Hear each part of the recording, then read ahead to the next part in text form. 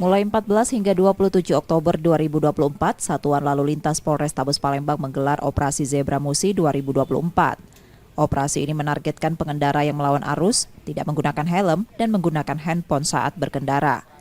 Pada hari kedua operasi, beberapa pengendara sepeda motor kedapatan melanggar lalu lintas dengan melawan arus.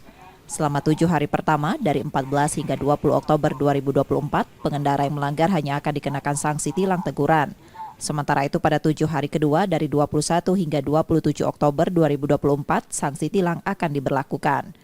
Untuk sementara ini kita ada pada tanggal 14 sampai dengan 20 Oktober ini lebih mengedepankan tindakan preemptif maupun preventif, yaitu tilang teguran, ya, lebih banyak melakukan kegiatan teguran-teguran kepada seluruh pengguna kendaraan, baik R2 maupun R4.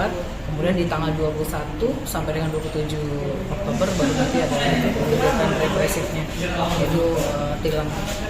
Operasi Zebra Musi 2024 digelar untuk menekan angka kecelakaan yang dapat mengakibatkan korban jiwa. Yudi Kiswanto, Kompas TV, Palembang, Sumatera Selatan.